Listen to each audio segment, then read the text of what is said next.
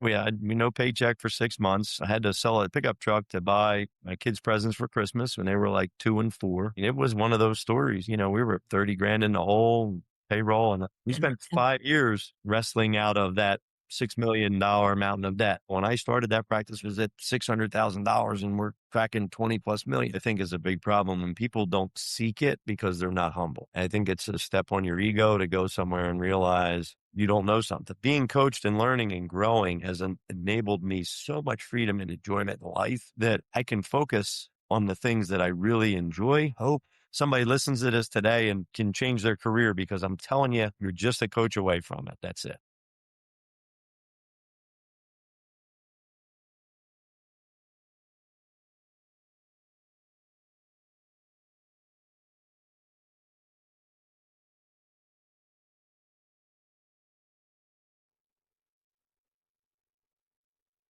All right. So welcome. So here we are, another episode of the Private Practice Playbook. Just a reminder, we do this in an effort to help doctors that we don't work with maybe gain a perspective that is very difficult to do in their normal day-to-day life. We see that time can pass by very slowly and very quickly all at the same time. And over the years, I meet young, ambitious doctors. I meet older, successful doctors, older doctors whose practices die with them. So today, I'm going to bring in a guest who he's going to talk about his story. And the reason we want to do stories here is not for you to say that doesn't apply to you or for you to mimic exactly what the people do.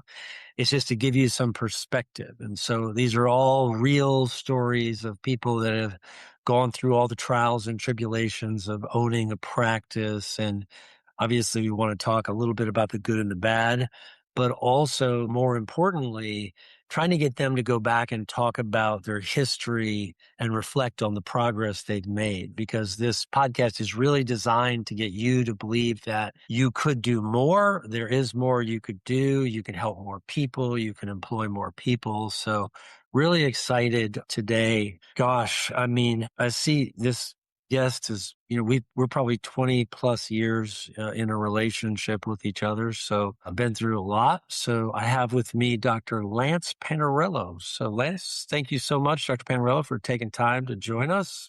Much appreciated. So glad to have the opportunity to share a little bit and hopefully make somebody's journey a little easier. Well, it looks like wherever you are, there's not a snowstorm in the background. So that's good. Yes, fine. It was rough up here this year. I'm not going to lie. So, gosh, like I said, I was thinking it's been certainly probably 21, maybe getting close to 22 years since we've known each other. So a long time. Had the privilege of working with you and your team for that long. So number one, thank you for that. It's been a lot of fun. Dr. Panarello does coaching for us. So he also helps with coaching various groups and different events we've done. So I really appreciate you doing that. He's probably a coach at heart. That's sort of his go-to thing. So let's dive in a little bit. And so tell him where your flagship practice is. Do you mind? Yeah, it's perfect. Yeah. Southeast Pennsylvania, in that sort of lower right-hand corner, near a couple miles from Jersey, a couple miles from Delaware. It's a suburb of the city, probably, 20 minutes outside of Philadelphia.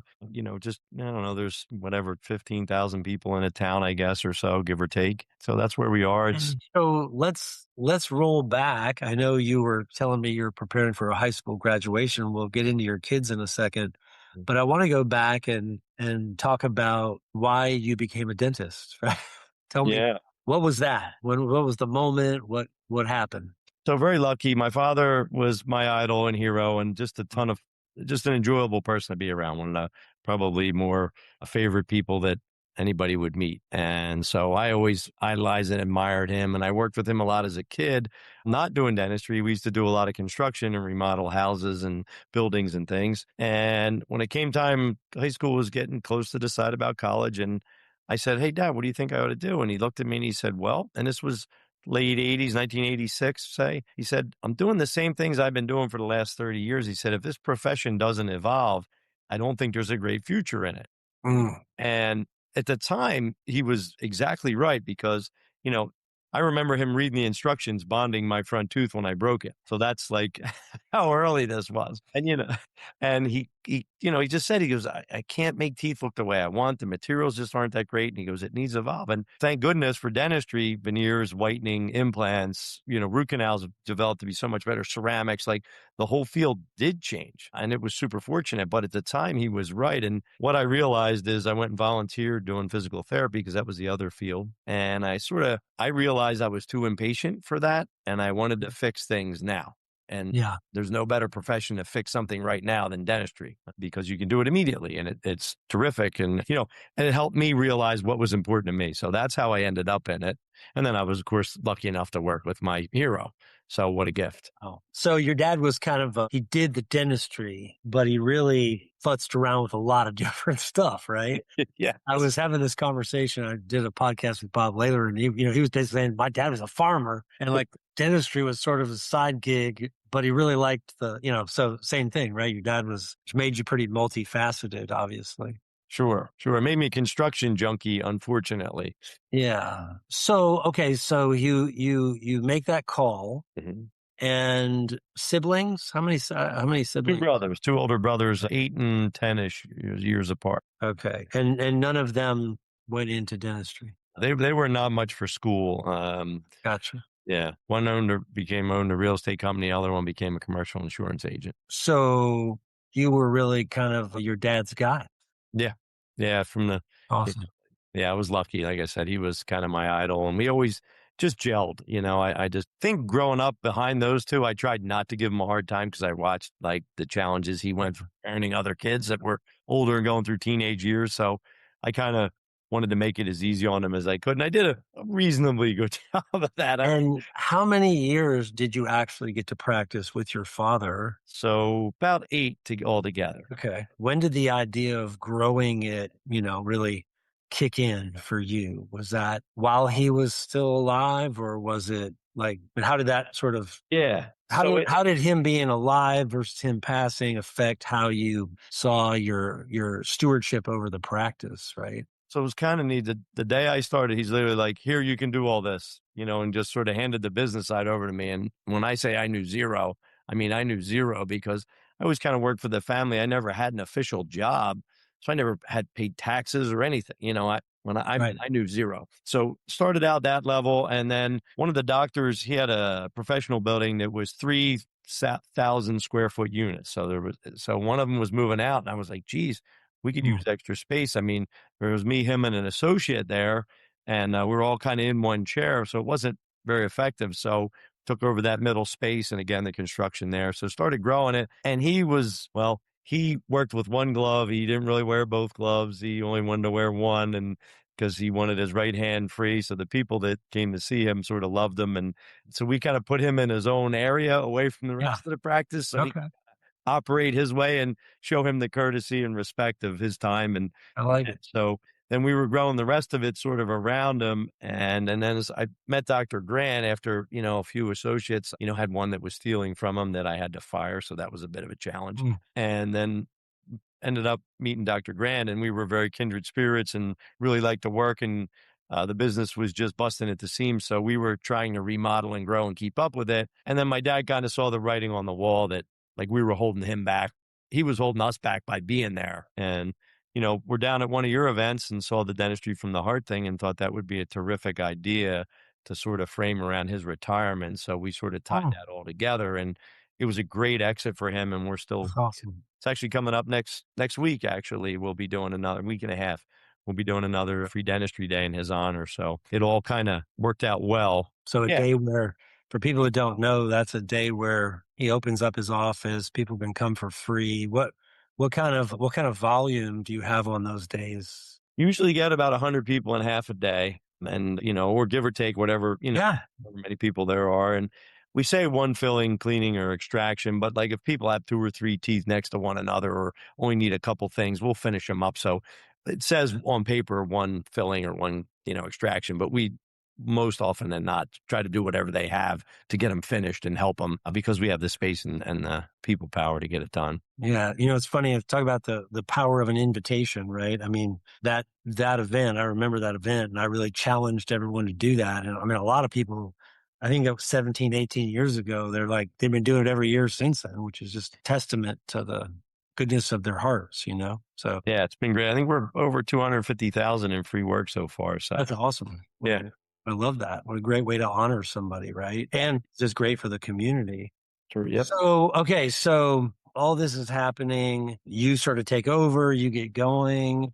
You got a young family at this point, right? You're like newly married, right? So I mean, if you think about what it was, 20 years, right? So you've gone from just having kids to kids graduating high school off to college, right? How did you feel? Like, I mean, I know we always talk about like, hey, create some extra memories with them. They're going to go. It seems like you've done a really good job of being able to stay active in their lives. And how important was that for you? I'm going to give you the credit here. It was probably the greatest piece of advice you ever gave me. Well, besides the dollar value, that's the most valuable piece of advice you ever gave me was to spend the time and be intentional about my time with my kids from the time they were little until they leave. Because if I didn't, they weren't going to want to spend time with me because as they got older, they're going to get into other things. And if I don't spend the time now, and I didn't have to be at everything, that's not really what it was. It was just when you were there, be part of their lives, just be involved in what they're doing. And I was fortunate enough to coach most of their sports. And being I'm going on a 30-year high school volunteer football coach. I was lucky enough to learn from older coaches how to coach my own kids and not mess that up because awesome. man, is that easy to do. And just your kid's sports journey in general is easy to mess up. So I was lucky and I really, Awesome. got to spend 4 hours a day with my kids playing a sport like for years. And it was just the laughs and the fun and the memories and their friends. And it was all worth it. And it was so great to watch that all transpire. And man, my heart is breaking that I'm at the end of it. I'll be honest. Yeah. Well, it's a new era, right? It will, but I'm sad to see it go because I enjoyed it so much. Yeah. Well, I just want everyone to kind of understand, every story has some different nuances. And like Len said, he's been coaching football for 30 years, different ages. And so, and I think everybody, a lot of people have a family, a lot of people have other interests. And so how you can figure out how to have a successful business and still do those things at the same time is one of the things I hope you guys extract from, right, Lance's story. You're a hardworking person, right? That's what your dad gave you, I'm assuming. Yes, 100%. We worked every weekend from the time I was a teenager all the way through dental school. I worked all the way through dental school, college, everything, every Saturday, Sunday, pretty much 95%. So yeah, he just always was doing something. And that's a hard work ethic to pass along, isn't it? it is. Try. It's like, ooh, you go, huh? Yeah, it's, a lot of lessons learned, whether it's, it's a blessing and a curse, let's say it like that, because it was nothing for me to run a 90-hour week between work and coaching their kids' sports and their games and everything. And I thought nothing of it for 13 years. They're pretty much run a 90-hour week. And, hats off to my wife and all the support, because obviously if I didn't have her, it was impossible for it to even occur or remotely occur. And she was a teacher, right? Yep. And then, yeah. So, and I know that was at some point she stayed home with the kids, right? Which was a big, it's always so funny. That's such a big deal, isn't it? It's like, you think back like, are we really going to do this? It took her 2 years to unwind from it and accept it. Like she had to go to a part-time thing and then go to a volunteer piece, and because she was not ready to walk out of it. So it was like a 2-year unwinding. So can we talk a little bit about your personal production and how important that has been to you, and that you really are kind of like you like that. It's like you're like an athlete with a statistic, and how you have done with, your practice and have you stopped competing with the associates, and when did that happen, right? Or is it still a work in progress? Yeah, at times, but for the most part, it was a great journey. And I was teaching productivity for the Scheduling Institute and trying to teach the doctors how to become more productive. So I was really focused on how efficient could I be, how much could I get done in a day, a week, a month, and really chased my production up to right on the nose of $4 million in a year. And I realized, okay, there's a limit to what a person Mm. can do. I mean, sure, could I have done more? Probably, if I was more efficient Yeah. at scheduling, whatever. There was more juice probably to be had, but that's when I had that big realization that I was taking from them, really, not on Mm. purpose. Yeah. Right. And it was, okay, I'm teaching productivity. I need to be really productive. Otherwise, I can't talk about it. I'm not going to be a very good teacher of productivity if I'm not highly productive. And then I realized, well, geez, if I'm going to teach it, I really need to bring them along faster and better. Yeah. And I really spent the last 8 to 10 years working on that. And I say it took me 20 some years to figure out how to teach doctors, even though I had been doing it for 20 years. I really learned how to get them to produce, you know, two and three, upwards of $3 million in a year.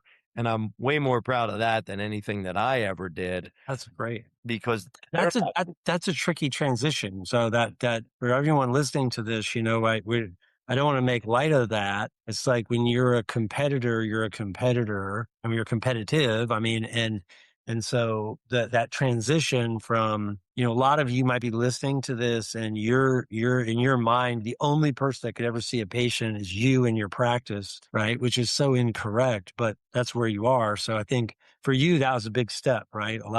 Becoming their teacher, their mentor, guiding them, and almost when you're competing with them, you could do it, but it's more challenging, I guess. And I think that's probably the biggest misconception that dentists have.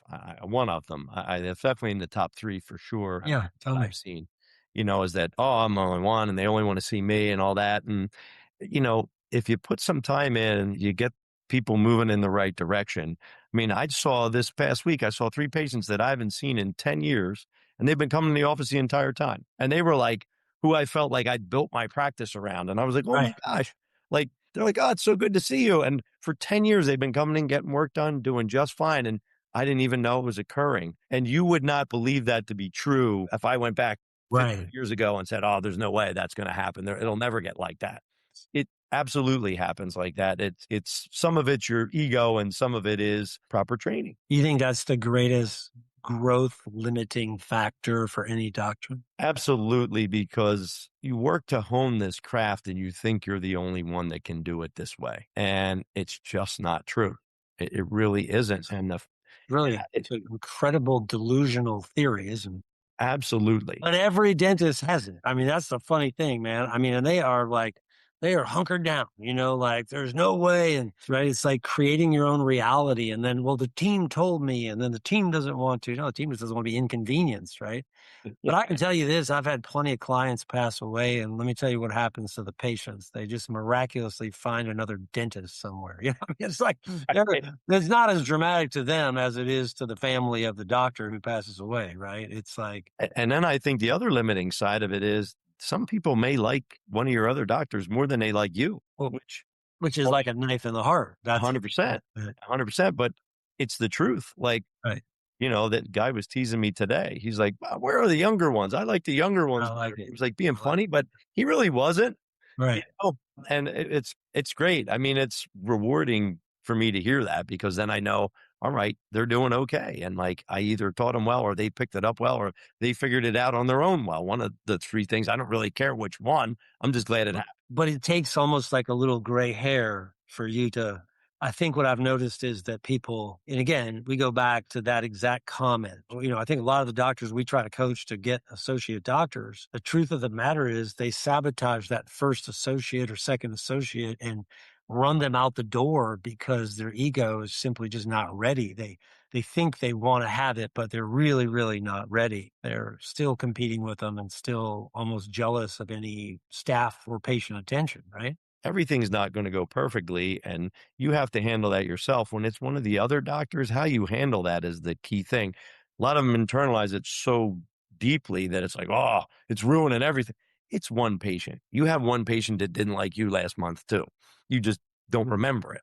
Yeah. where you were able to get through the circumstances and make it not as big a deal. And so I really do believe that once you get by some of those and you realize, like, okay, that's one, and they saw 142 people that I didn't have to see last month. Yeah. And like, where would So, you see 142 more people? Well, the answer is you couldn't. yeah. So So let me ask you this. So without, without sharing, I don't want to share any, your specific numbers or whatever, yeah, but, let's say you're doing what, north of $20 million, right? So did you ever, if you go back, did you ever fathom that? If we went back 20 years ago and we said, hey, be sitting here and you'd be doing 20 plus $1 million. And do you think we even would have accepted that as a premise? I never even believed such things were possible. I can remember sitting in a room producing 55,000 bucks a month, and I was working my tail off. And again, I took pride in being a hard worker. And I heard that doctor that was Dr. Monticello that was doing $200,000, and my mind was completely blown that there's no way that's possible. Like, you can't do that. And that was okay. That might have been 2002 or whatever, Yeah. Yeah. 2001. And I was like, there's no way you can't do that. Like, it's just can't be. And that number that you just read being north of 20 some million, which is where we're heading again this year and growing by probably another $1 million. I mean, even having a marketing director, like the fact that Yeah. I had a marketing director for like 10 years, like, are you kidding? I don't even believe that Yeah. dental offices do that. So no, I really couldn't fathom it. I never expected it to be able to have, 9 offices, and we just got our 10th last year. It's hard to imagine. And it really doesn't seem like it was such a mountain of work. Now, look, back in the old days when we did the expansion and the bottom fell out of the economy, Yeah. and we made some mistakes. All right, that was a mountain. But since then, you start to figure some things out. You start to get a good support group. You start to get good training, Right. and like it all starts to just build on itself, and it really goes, I just, yeah, I wouldn't have expected we ever would be sitting here talking these numbers. Well, Like let's go back 5 million. to that. Yeah. Let's go back to some ugly moments, right? Let's go back to like some gnarly, kind of like I know there was a point where you were doing a major expansion. And when we talk about major, right, it's usually for a lot of money that we don't have. And like you said, it was what is probably was that 10 or 11. '08 and the Wait, '09. wait, yeah. I mean, it was in the midst of the absolute hey, by the way, all the young people listening don't know anything about the financial crisis of '08, '09, which is kind of amazing, right? That's why people repeat that. But you couldn't get any money. So what happened is the economy, the war was going on, right? There was a crash and banks didn't have money to lend and they required enormous everything was just so restricted, right? If you bought a house, sometimes you have to put 50% down, people were walking away from their houses. And so you're in the midst of a huge renovation at this point and probably, talk about that. We don't have to talk a lot Sure. about it, but so for Yeah. somebody's out there in a dark moment, Yeah. I think, so our bank went under, and even like funny part, like you talked about the banks not having money, like we had a construction loan, and sometimes it was 3 weeks to get the money released because they didn't have it. And this was right? Bank of America. It wasn't like it was little whatever from the Everything. local bank. Yeah. This was Bank of America. And our bank went under, and we had to get new financing. We lost a $2 million grant. So, we had spent money figuring we were going to get a $2 million grant because we qualified for it because we were building a green building and we had geothermal, and that put us in the slot. We lost that because we had started the project before we received the final approval, which we Mhm. didn't know was part of the approval process. So it wasn't really our own fault. It was just, we just didn't know that that was the, But this was all chips in, right? Wasn't that the moment of the most all chips in you've ever yeah. thinking about bankruptcy, thinking about whatever, thinking about selling a home, right? It's probably the worst financial circumstances one could possibly think about, right? Yeah, we no paycheck for 6 months.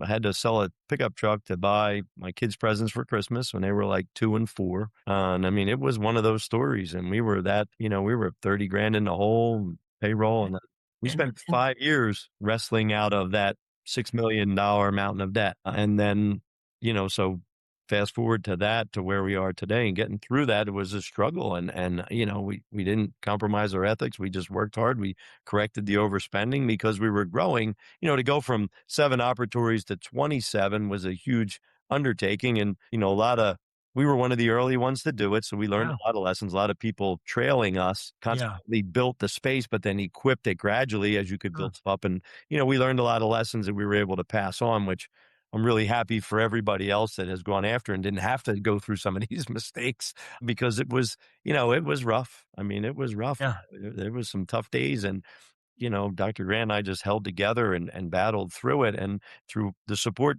down at Scheduling Institute and Practice Growth Institute, like all our friends were, rooting for us, giving us advice, Yeah. trying to help us and keep us positive, which it was really hard to do. I'm not going to lie. Like that Sure. was a big Sure. effort from everybody, yourself included, because I know we were just as close to not making it as we were making it. We were Yeah. really on that point. And Well, but in hindsight, would you trade that? one of the best things that's ever happened to me because it motivated me to, one of the reasons I coach productivity is, well, if you have money, you at least have an opportunity. If you're not producing enough, you're exactly where I was. You don't have enough to do what your costs are. And that's a horrible place to be. And I don't want to see any dentist in that position. So one of the reasons made me so passionate about teaching and teaching doctors case acceptance and productivity is so they don't ever have to be in that situation. Right. If you can learn how to raise that productivity 10, 15% a year, year after year after year, and come to a class and it changes your whole career in life. And you won't be in that position because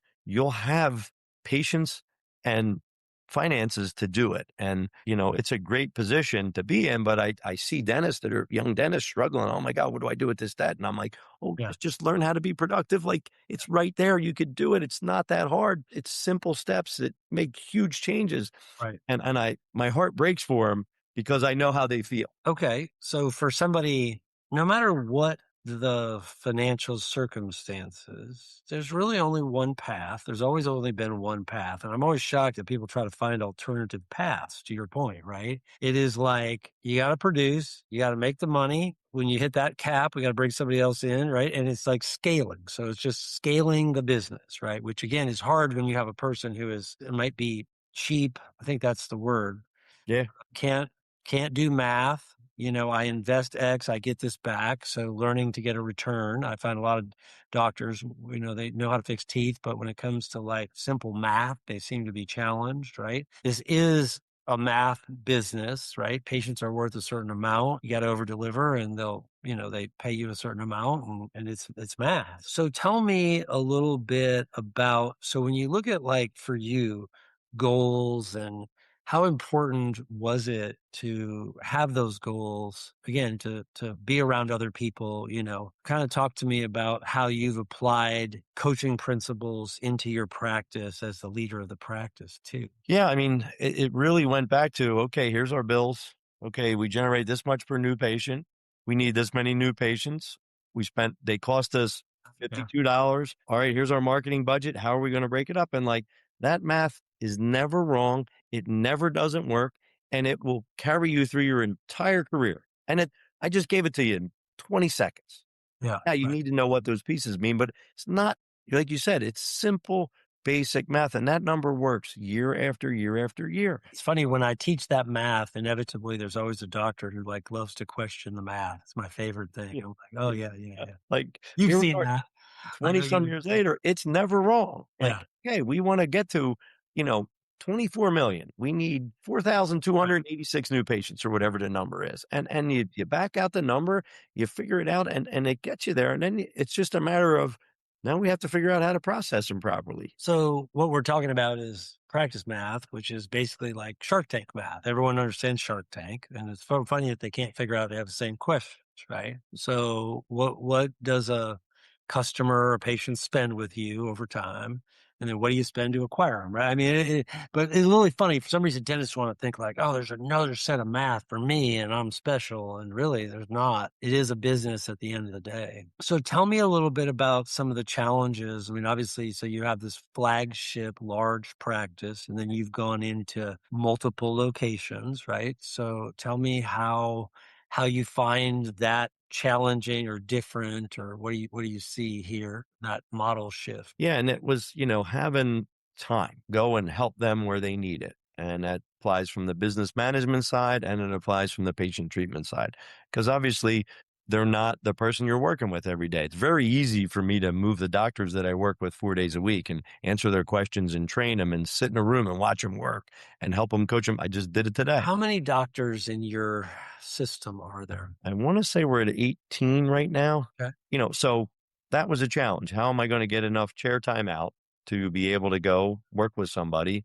Mm, And now I need to actually know what to teach them. I can't just go sit there and, all right, I can right. sit there, but what am I going to show you? What am I going to teach you? Yeah, How make am I up. going to, so learning how to listen to them talk, staying in the room, really just sitting with them and going over the million questions that they have because there's not a great resource for day-to-day questions, I don't feel.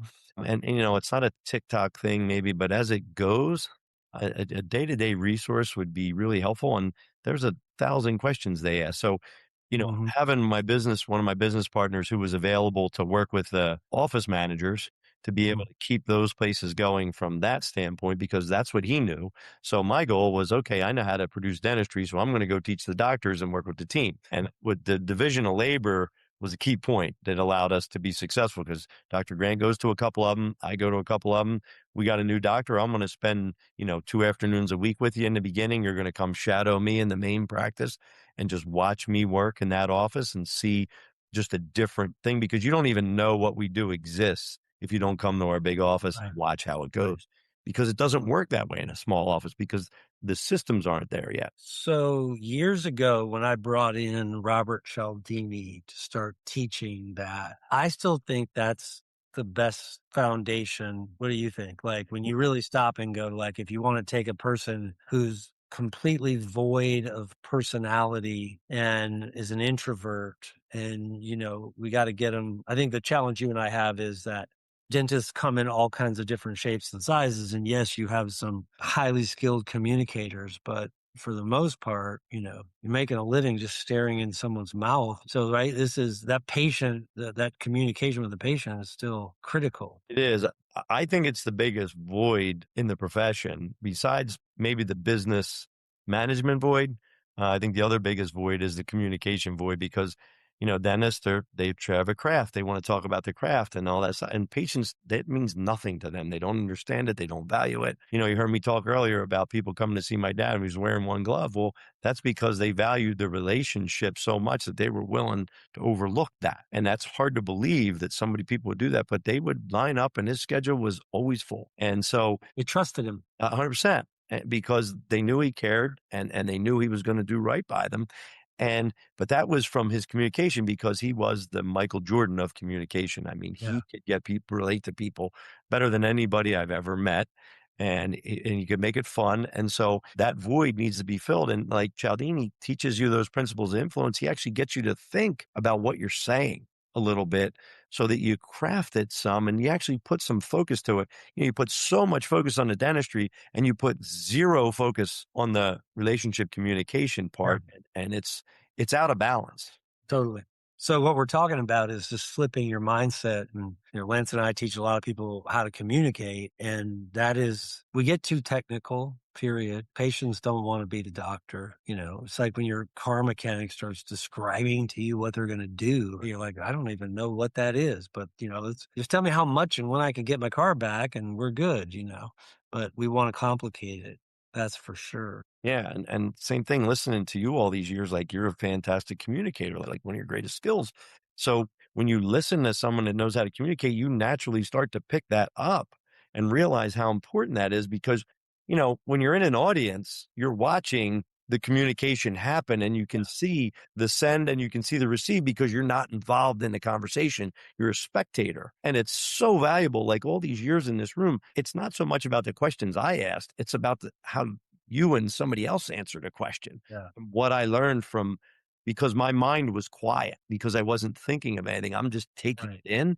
And there's not a lot of places where you can get and do that where it's so meaningful. Some of the top people in the whole US, like talking about their business, their job, their life, their day. Like Yeah. I get to hear it all. I got to hear how it all works from some of the top people in the world and watch you give them advice and watch what it does in their life and the whole thing.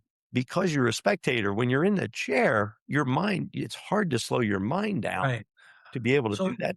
So I think a little bit about what Lance is saying is like for he and I over the last 20 years, I've brought in experts from college football coaches to politicians to preachers to I always tried to bring in anyone who was in the people business and then we would apply it to dentistry. And so, for anyone listening, the book is called The Principles of Influence. You can pick it up. It's Robert Cialdini. He's one of the foremost researchers of how to influence a person and for a win-win arrangement. Certainly, you can do it not, but you should. A lot of the research that we've applied over the years has been his research, right? So, to get actual doctor to be or an office. I mean, if you really think about it, all of your offices are just applying those principles to human beings that just keep coming in, which creates, it's funny that I still think my title works well.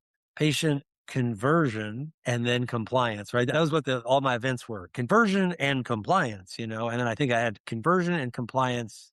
I just need to go back to you and I need to do conversion and compliance 5 and then do 6 like Rocky. You just keep that thing going because I agree with you. That's what they need. I was thinking about that the other day is like get them to not reject you, but then more importantly, right, get them to actually do what you say. Right. I mean, otherwise, I don't care how good you are. You could be the most skilled clinician in the world. You're going to underproduce and you're going to get frustrated. You're not going to meet your goals. You're going to be behind and you can't understand it because you're like, but I can do this. This crown's magnificent. It doesn't matter. So let me ask you this. So your dad says to you, hey, I don't know if this profession doesn't change, it might not work. What's your advice to if a young person came to you today and said, hey, I think I want to be a dentist. What might you say to them? I think it's terrific because my view of it is you get to control your future way more than a lot of professions, way, way more. Yeah. Okay, we were at, when I started that practice was at $600,000 and we're cracking 20 plus million. Like Crazy. I'm not the smartest man in the world. I'm not the most brilliant. I'm not the most skilled. I've got a work ethic. I was coachable.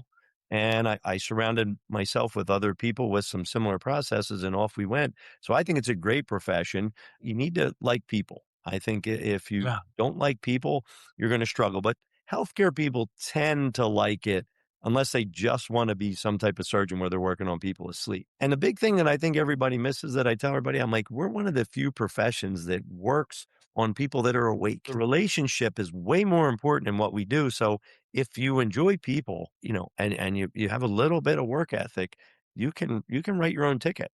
I get the desk and all this. It doesn't matter to me. Like, learn how to get people to trust you, learn how to be good at your craft, and learn how to talk. And you can just take off. I don't care who you are. And at an elementary level, everybody's got a mouthful of teeth, right? I mean, it is like, that's the one thing. And there's not a lot of places where it's become acceptable just to lose all your teeth and call it a day, right? I mean, it's just not. And the vanity scale now is going through the roots of all the pictures and social media. So everybody who, used to just have terrible looking teeth, right? People are hungry for white teeth. And this little movement on the screen, on your screen, that has caused dentistry to explode.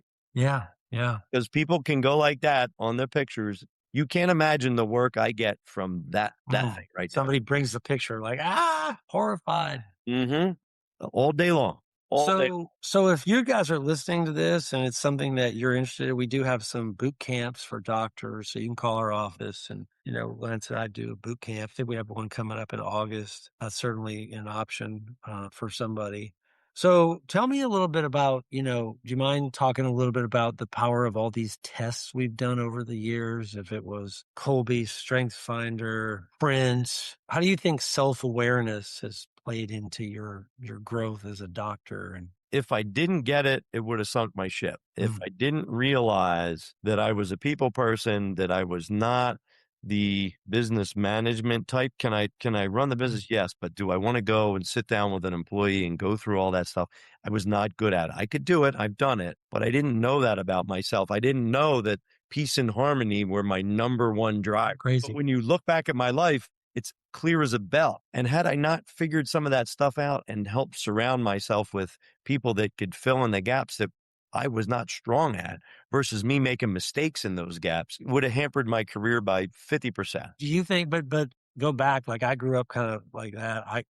My dad could do everything. And so, somewhere along the way, I got it. You got it. If you wouldn't have gotten that, that would have been the greatest. I mean, you just wallow in frustration. So basically, you figured out through that your strength is your people skills, your production, and not to be and to delegate the administrative functions to somebody with a higher talent level. That was a big shift, right? Because early days, you did it all. 100%. And you could make it work on a small scale. Your voids don't get called out too much, but small scale, you're not making any money Yeah. either. So you have to do it. But like as you start to move even a little bit, you need the help of the people around you. And if you don't know what you should hang on to and what you should let go of, even in your relationship at home with your Yeah. spouse, your kids, like my wife is the opposite of me. And I know if I'm going to talk to her, I've got to give her details. And she knows when she's going to talk to me, she's got to cut those details down. She knows my Colby. She needs to minimize it. And I'm like, I say it all the time.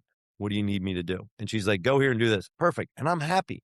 I don't need a long explanation. And like, but we didn't, we sat down in a room together and learned about one another, Right. and it helped us communicate so much better.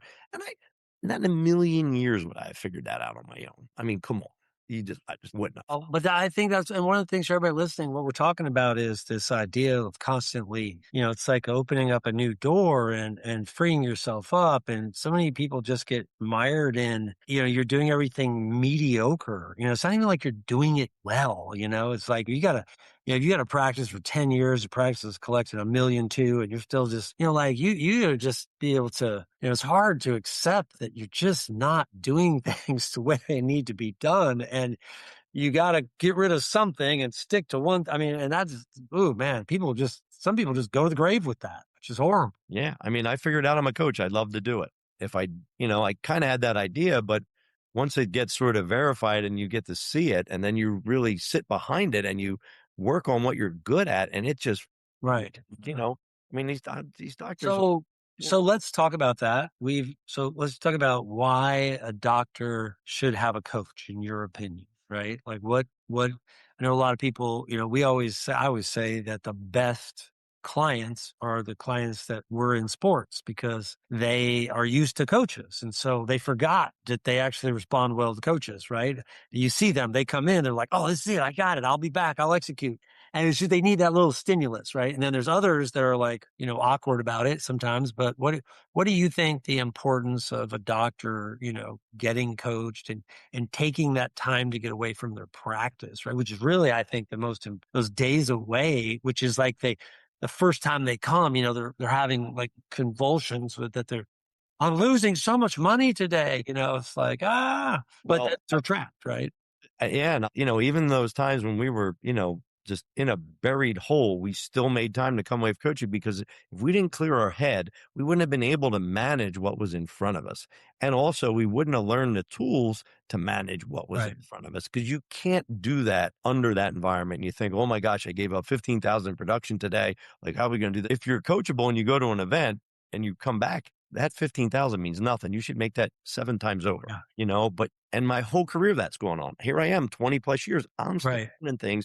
I'm still in the room, getting Sure. coached on a yearly basis for 20 plus years. And look, I've been around great coaches. I've been around you. I've been around all these people. So fortunate. I've had Yeah. tremendous coaches and leaders, but you just don't know it.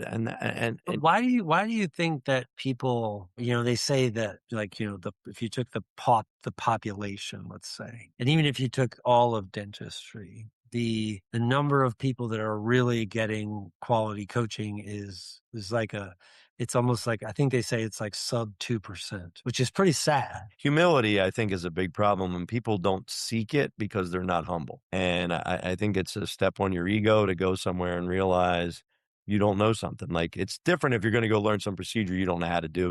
You don't know how to do it, so your mind is open there. But this stuff about like how you're talking to people and how you're going to present your Yeah. cases, like, you believe that humility is a lacking quality. And I've learned, a long time. I'm gonna be better tomorrow than I was today, because I'm gonna learn from today and be better tomorrow. And then the day after that, I'm gonna have to learn something and try to be better that next day.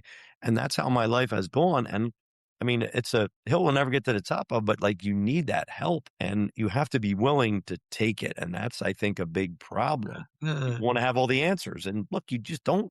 How good was that Dunning-Kruger? Did you like that?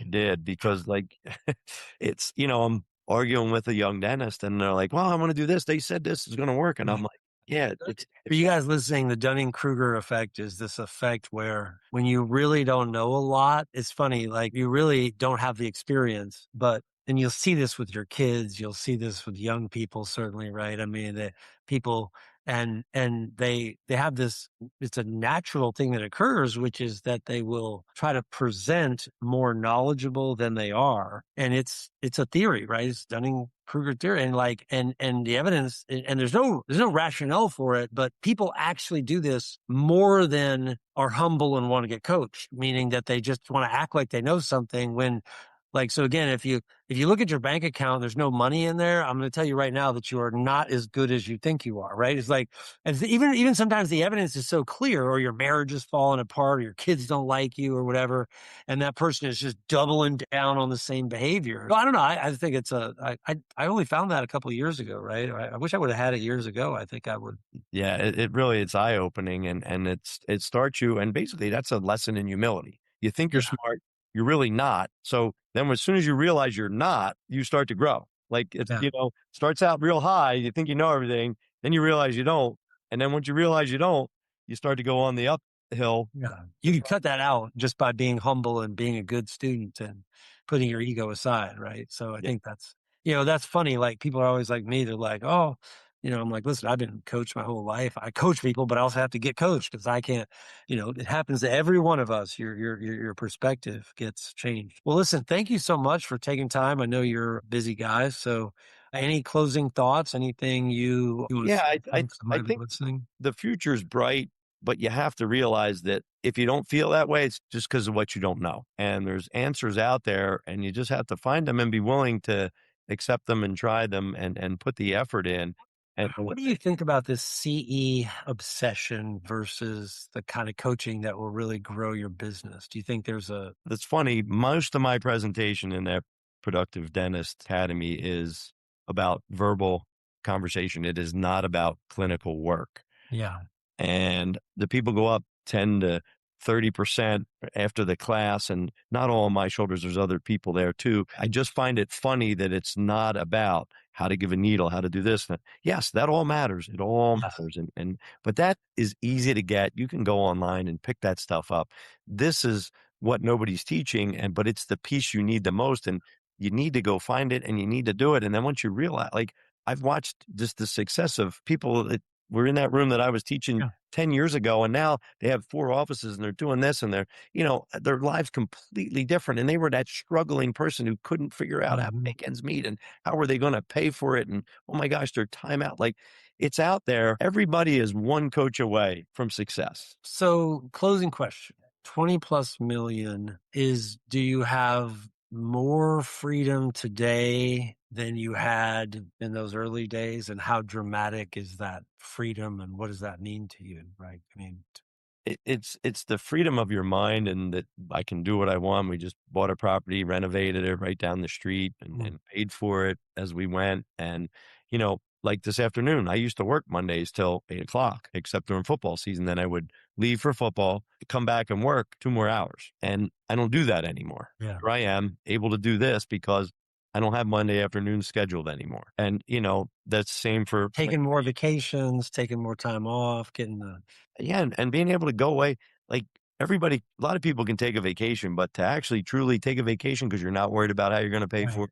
"Oh my gosh, where's this gonna go?" And the fact that I planned this vacation a year ago, put the money aside along the way, so then when it came time to make the vacation, there was no thought, no stress, no worry, because of the principles I've learned that you have taught me on how to do it and to create a vacation account. Like, all those tools that I picked up make my So life so easy that I enjoy it so much more. Like, I'll put freedom and enjoyment in that same word, and being coached and learning and growing has enabled me so much freedom and enjoyment in life that I can focus on the things that I really enjoy. And I still love to get in there and get my hands wet, probably more than I probably should, but that's just my nature. But I still have so much freedom and time to do things that are meaningful. And I hope somebody listens to this today and can change their career, because I'm telling you, you're just a coach away from it. That's it. Well, listen, hey, thank you so much. That was super, super valuable. Appreciate the time. Thanks for hopping on with us. It was my pleasure. Thank you as always. Appreciate it, Lance. Yep. You're welcome. Have a great day.